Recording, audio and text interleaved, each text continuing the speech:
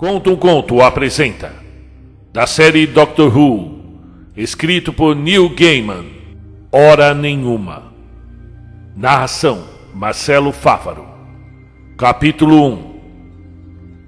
Os Senhores do Tempo construíram uma prisão. Eles a ergueram em uma época e lugar além do alcance da imaginação de qualquer criatura que nunca tenha saído do sistema solar no qual foi gerada, ou que só tenha viajado no tempo de segundo em segundo, e sempre na direção do futuro. Ela foi construída especialmente para Kim. Era impenetrável. Um complexo de pequenos cômodos. Afinal, eles não eram seres desnaturados. Os Senhores do Tempo sabiam ser piedosos quando lhes convinha, fora de sincronismo com o restante do universo. Só havia esses cômodos naquele lugar.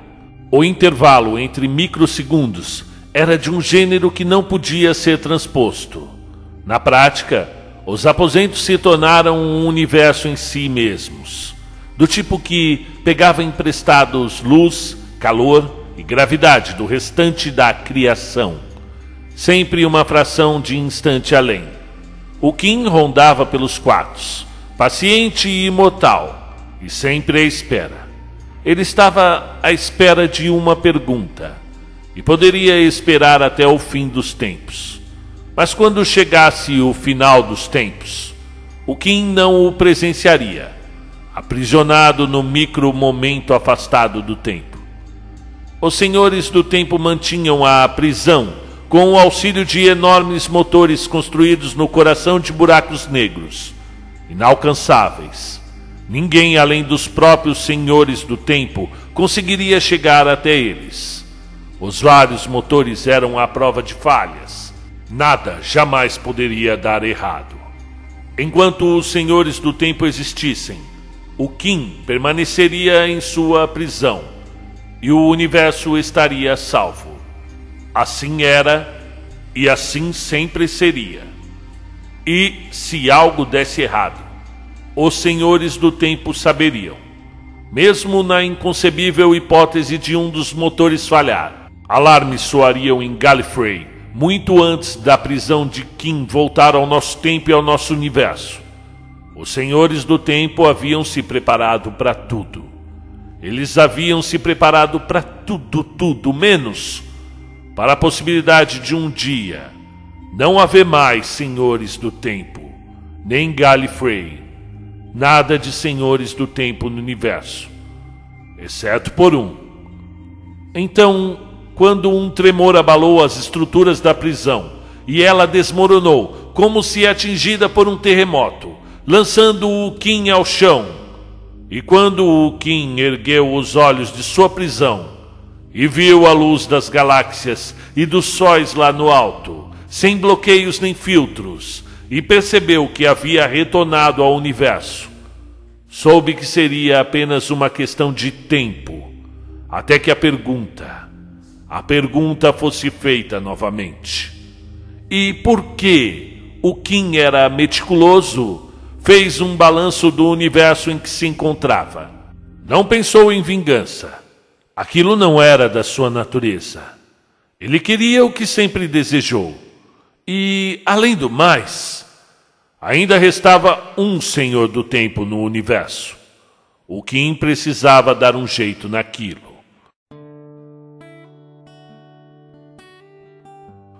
Capítulo 2. Na quarta-feira, Polly Browning, de 11 anos, botou a cabeça no vão da porta do escritório do pai. Papai, tem um homem lá fora, com uma máscara de coelho, dizendo que quer comprar a casa. Deixe de bobagem, Polly. O Sr. Browning estava sentado a um canto do cômodo, que gostava de chamar de escritório, e que a corretora de imóveis havia otimisticamente classificado como um terceiro quarto, embora sua área mal desse para um armário-arquivo e uma mesa de jogos, sob a qual havia um computador Amstrad novinho em folha. O Sr. Browning registrava cuidadosamente os valores de uma pilha de recibos, e torcia o nariz. A cada meia hora, salvava o trabalho realizado até o momento. e a máquina chiava por alguns minutos enquanto gravava tudo num disquete. Não é bobagem minha. Ele disse que vai pagar 750 mil libras por ela. Isso sim é uma bobagem das boas. A casa está à venda por meras 50 mil libras. E daríamos muita sorte de conseguir isso no mercado atual, ele pensou, mas não falou. Aquele era o verão de 1984. E o Sr. Brown já perdia a esperança de achar um comprador para a modesta casa no fim da Claversham Row. Polly moveu a cabeça para cima e para baixo pensativamente.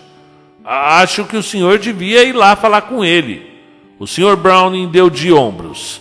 Ele precisava mesmo salvar o trabalho que havia feito até ali. Enquanto o computador chiava, o Sr. Browning desceu as escadas. Polly, que havia planejado subir para o quarto a fim de escrever no diário, resolveu sentar na escada e ver o que aconteceria. À frente da casa havia um homem alto com máscara de coelho. Não era uma máscara muito convincente. Cobria o rosto inteiro e duas orelhas compridas se projetavam para o alto. Ele segurava uma maleta grande de couro marrom, o que remeteu o Sr. Browning às maletas de médico da sua infância. Escuta aqui, começou o Sr. Browning, mas o mascarado encostou um dedo enluvado nos lábios do coelho pintados, e o Sr. Browning calou a boca. Pergunte-me que horas são, disse a voz sussurrante, por trás do focinho imóvel da máscara de coelho. Pelo que eu pude entender, o senhor está interessado na casa, retrucou o Sr. Browning. A placa de à venda no portão estava suja e manchada pela chuva. Talvez. Pode me chamar de Senhor Coelho. Pergunte-me, que horas são? O Sr. Browning sabia que deveria chamar a polícia. Que deveria fazer algo para o homem ir embora. Que tipo de pessoa doida anda por aí com uma máscara de coelho para começo de conversa? E por que o senhor está usando uma máscara de coelho? Esta não é a pergunta certa. Mas estou com a máscara de coelho porque represento uma pessoa muito famosa e extremamente importante, que preza por sua privacidade. Pergunte-me. Que horas são? O Sr. Browning suspirou. Que horas são, Sr. Coelho? Perguntou. O homem com a máscara de coelho impertigou-se. Sua expressão corporal transparecia prazer e satisfação. É hora de você se tornar o homem mais rico da Claversham Row, respondeu. Vou comprar sua casa, pagando em dinheiro vivo. E por mais de 10 vezes do que ela vale, porque simplesmente é perfeita para mim nesse momento. Ele abriu a maleta de couro marrom e tirou dela maços de notas, cada um contendo 500. Conte-as, vamos, conte-as. 500 cédulas em 50 libras novinhas e 2 sacolas plásticas de supermercado, dentro das quais colocou os maços de dinheiro. O Sr. Browning inspecionou as notas. Não pareciam falsas. Ele hesitou. O que tinha de fazer? Eu vou precisar de alguns dias para depositar o dinheiro, verificar se não é falso, e teremos que preparar contratos, obviamente. Os contratos já estão prontos, disse o homem com a máscara de coelho. Assine aqui. Se o banco disser que há algo errado com o dinheiro, o senhor pode ficar com ele e com a casa. Eu voltarei no sábado para tomar posse do imóvel já desocupado. O senhor consegue esvaziá-lo até lá, não consegue? Eu não sei, respondeu o Sr. Browning. E logo em seguida, eu tenho certeza que sim. Quer dizer, é claro que sim. Voltarei no sábado, disse o homem com a máscara de coelho. Esse é um jeito muito incomum de fechar um negócio, comentou o Sr. Browning parado à porta da casa, segurando 2 sacolas plásticas, contendo 750 mil libras. Concordou o homem com a máscara de coelho. Sim. Eu vejo o senhor no sábado, então. E retirou-se a pé. O Sr. Browning ficou aliviado ao vê-lo ir embora. Ele fora tomado pela convicção irracional de que, se o homem tirasse a máscara de coelho, não haveria nada embaixo. Polly subiu para o quarto a fim de contar tudo o que vira e ouvira ao diário. Na quinta-feira, um homem alto de paletó de tweed e gravata borboleta bateu à porta. Não havia ninguém lá. Ninguém atendeu.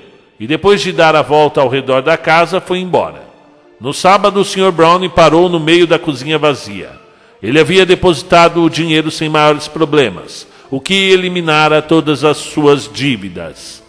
Os móveis de que a família não quis se desfazer foram colocados num caminhão de mudanças e enviados para o tio do Sr. Browning, que tinha uma garagem enorme sem uso. E se isso for só uma pegadinha? Perguntou a Sra. Browning. Eu não consigo imaginar o que haveria de engraçado em dar 750 mil libras para alguém, retrucou o Sr. Browning. O banco disse que o dinheiro não é falso, que não há registro de ter sido roubado. É só uma pessoa rica e excêntrica querendo comprar a nossa casa por um valor muito maior do que o dela. Eles haviam feito a reserva de 2 quartos num hotel ali perto. Embora tenha sido mais difícil achar quartos de hotel disponíveis do que o Sr. Browning imaginava. Além disso, teve de convencer a Sra. Browning, que era enfermeira, de que agora podiam arcar com as despesas da estadia. O que acontece se ele não voltar nunca mais? Perguntou Polly. Ela estava sentada na escada, lendo um livro. Não seja ridícula. Não chame sua filha de ridícula, interveio Sra. Browning. Ela tem razão. Você não sabe o nome dele, não tem o número do telefone nem nada. Aquilo não era justo. Havia um contrato, e o nome do comprador constava nele com todas as letras. N.M. de Plume. Também havia o endereço de um escritório de advocacia em Londres. E o Sr. Browning telefonara para lá e fora informado de que, apesar do nome esquisito, sim, o contrato era perfeitamente válido. Ele é excêntrico, respondeu o Sr. Browning. Um milionário excêntrico. Aposto que ele está por trás da máscara do coelho, disse Polly, o milionário excêntrico. A campainha tocou. O Sr. Browning foi até a porta. A mulher e a filha ao lado. Os três na expectativa de conhecer o novo dono da casa. Olá, disse a moça com a máscara de gato no degrau da escada em frente à porta. Não era uma máscara muito realista, mas Polly viu os olhos da moça brilharem por trás do disfarce. A senhora é a nova proprietária? Perguntou a Sra. Browning. Ou isso, ou sou a representante do proprietário. E onde está o seu amigo, o da máscara de coelho? Apesar da máscara de gato, a jovem, será que era jovem? Pelo menos a voz soava assim. Parecia a eficiência em pessoa, uma eficiência que beirava em delicadeza. Os senhores retiraram todos os pertences da casa? Eu sinto informar que qualquer item deixado aqui passará a ser propriedade do novo dono. Levamos tudo o que era importante. Ótimo. Eu posso vir brincar no quintal? No hotel não tem área de lazer, disse Polly. Havia um balanço pendurado no carvalho do quintal da casa. E Polly adorava ler sentada nele. Não seja bobinha, querida, comentou o Sr. Brown.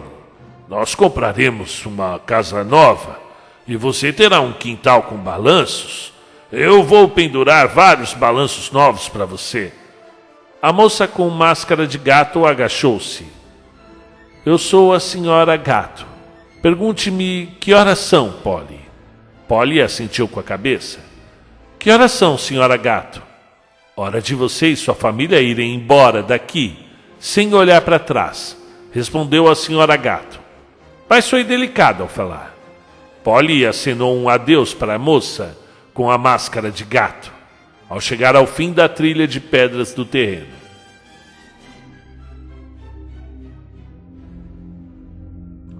Capítulo 3. Eles estavam na sala de controle da TARDIS, voltando para casa. Eu continuo sem entender, dizia a Amy. Por que o povo, o esqueleto, ficou com tanta raiva de você no fim das contas? Eu achei que eles quisessem se libertar do domínio do rei sapo. Eles não ficaram com raiva de mim por causa disso, retrucou o jovem de paletó de tweed e gravata borboleta. Ele passou os dedos no cabelo, demonstrando agitação. Na verdade, eu acho que até ficaram bem felizes com a liberdade. O doutor percorreu o painel de controle da TARDIS com as mãos, puxando alavancas, tamborilando em mostradores. Só ficaram um pouquinho chateados comigo, porque eu saí de lá levando o treco enroscado deles. Treco enroscado? Ele apontou de um jeito impreciso, com os braços que pareciam feitos só de cotovelos e articulações. Aquela coisa mesalada ali, eu o confisquei. Amy aparentou irritação. Ela não estava irritada, mas às vezes gostava de dar a impressão de que estava, só para deixar claro quem mandava ali. E por que você nunca fala o nome das coisas direito? Naquela coisa mesalada ali? Aquilo se chama mesa. Ela andou até a mesa. O treco enroscado era cintilante e delicado. O tamanho e a forma condiziam com os de uma pulseira, mas era retorcido de um jeito que tornava difícil acompanhar com o olhar as voltas que ele dava.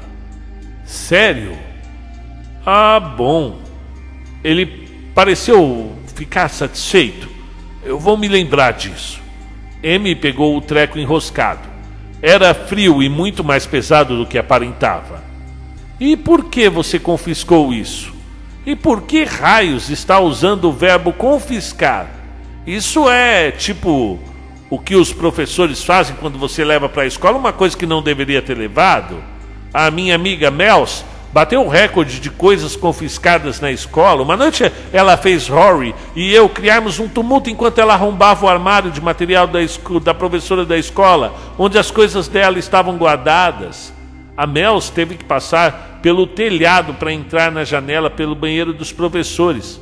Mas o doutor não estava nem aí para as proezas da ex-colega de turma de Amy. Nunca estava. Confiscado, insistiu ele, para o bem deles. Uma tecnologia a qual não deveriam ter tido acesso, provavelmente roubada. Um acelerador e repetidor de tempo. Poderia ter causado uma tremenda confusão. Ele puxou uma alavanca. Muito bem, chegamos. O desembarque é obrigatório. Um ruído ritmado que lembrava algo sendo cerrado fez-se ouvir, como se os motores do próprio universo protestassem, seguido por um deslocamento de ar, e uma grande cabine de polícia azul se materializou no quintal da casa de Amy Pond. Aquele era o início da segunda década do século XXI. O doutor abriu a porta da TARDIS e disse: "Que estranho." Ele ficou parado no vão da porta, sem se aventurar a pisar do lado de fora. Amy se aproximou dele, que estendeu o braço, impedindo-a de sair da TARDIS. O dia estava ensolarado, quase sem nuvens. "E qual é o problema?" "Tudo", respondeu ele. "Não dá para sentir?" Amy percorreu o quintal com os olhos. O mato alto tomava conta do jardim mal cuidado, mas no fundo sempre foi assim, desde que ela se entendia por gente. "Não", disse Amy e completou: "Que silêncio! Nem um carro, nem um passarinho, nada." "Nem as ondas de rádio", disse o doutor. "Nem da Rádio 4. Você consegue ouvir as ondas de rádio?" "Claro que não. Ninguém consegue ouvir ondas de rádio", retrucou ele, soando pouco convincente. E foi aí que uma voz aveludada falou: "Atenção, visitante. Você está entrando no espaço do Kim. Este planeta é propriedade do Kim. Você está invadindo esse espaço." Era uma voz estranha, sussurrante, e basicamente Amy desconfiou. Estava dentro da sua cabeça. "Aqui é a Terra", gritou Amy. "Ela não pertence a você", e acrescentou: "O que você fez com as pessoas?" "Nós compramos a Terra. E pouco depois, todas as pessoas morreram de causas naturais. Uma pena." "Eu não acredito em você", gritou Amy. "Nenhuma lei galáctica foi transgredida. A compra do planeta foi realizada dentro da lei e de forma legítima. Uma investigação minuciosa, conduzida pela Proclamação das Sombras, atestou o nosso direito integral de posse. O planeta não é seu. Cadê o Rory? Amy, com quem você está falando? Perguntou o doutor. Com a voz na minha cabeça, você não está ouvindo? Você está falando com quem? Perguntou a voz. Amy fechou a porta da TARDIS. E por que você fez isso? Perguntou o doutor. A voz sussurrante esquisita dentro da minha cabeça contou que compraram o planeta e que a Proclamação das Sombras disse que estava tudo certo. Falou que os habitantes da Terra morreram e de causas naturais. E você não conseguia ouvir a voz, ela não sabia que você estava aqui. O elemento surpresa. Eu acabei fechando a porta. M. Ponte conseguia ser extremamente eficiente sob estresse. E naquele momento estava sob estresse. Mas ninguém diria, não fosse pelo treco enroscado, que ela segurava com as duas mãos, e que se curvava e se retorcia, criando formas que desafiavam a imaginação, e que pareciam estar sendo desviadas para dimensões singulares. A voz se identificou. Amy parou por um instante. Você está entrando no espaço do Kim. Esse planeta é propriedade do Kim. Poderia ser qualquer um, disse doutor. O Kim? Quer dizer, é como se autodenominar de povo. Significa basicamente a mesma coisa que todo nome de raça, menos no caso de Dalek, que é em Scaroniano e quer dizer máquinas odiosas de morte revestidas de metal. E então correu para o painel de controle. É algo assim.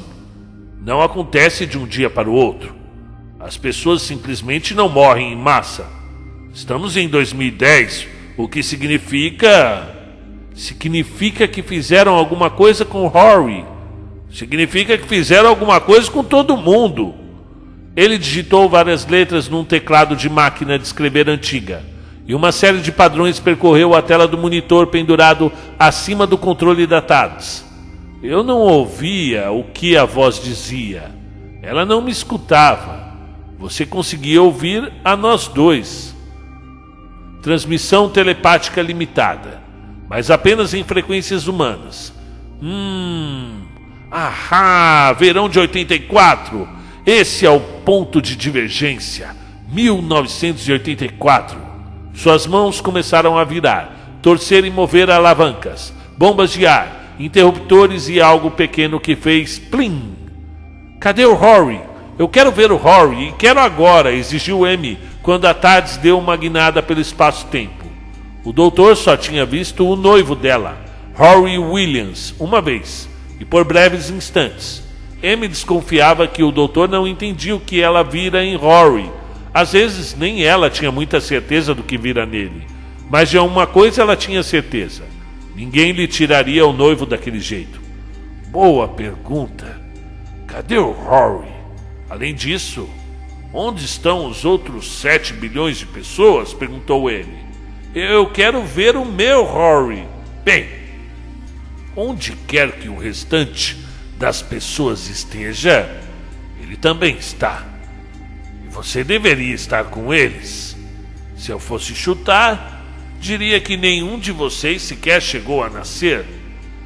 Amy deu uma olhada em si mesma, conferindo pés, pernas, cotovelos e mãos. O treco enroscado brilhava como um pesadelo de Escher em seu pulso. Ela o largou em cima do painel de controle. Amy levou a mão ao cabelo e pegou um dos seus cachos ruivos. Se eu não nasci, o que eu estou fazendo aqui?